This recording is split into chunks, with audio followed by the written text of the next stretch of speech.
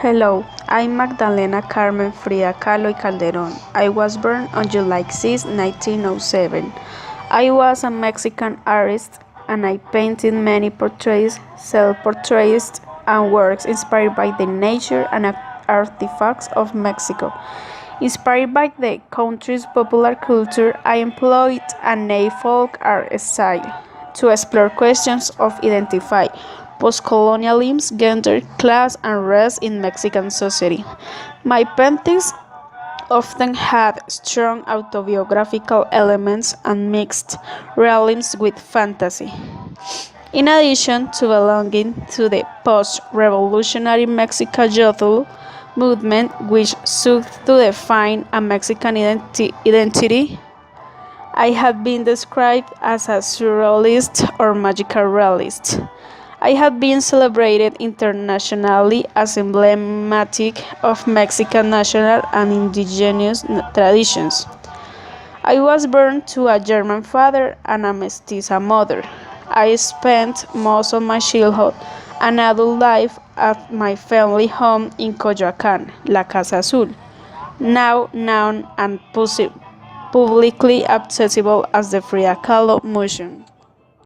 I was left disabled by polio as a child, and at the age of 18 I was seriously injured in a traffic accident which caused my pain and medical problems for the rest of my life. Prior to the accident, I had been a promising student headed for medical school, but in this aftermath and long recovery, I had to abandon higher education. Although art had been my hobby throughout my childhood, I began to entertain the idea of becoming an artist.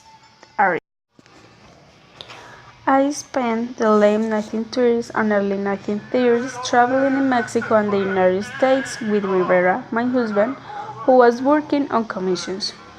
During this time, I developed my own style as an artist, and drew my main inspiration from Mexican folk culture. I began painting and painted mostly small self-portraits which mixed elements from pre-Columbian and Catholic mythology. Throughout the 1940s, I continued to participate in exhibitions in Mexico and the United States. I also began to teach at the Escuela Nacional de Pintura, Escultura y Grabado La Esmeralda, and became a founding member of the Seminario de Cultura Mexicana. I always fragile health began to increasingly decline in the same decade.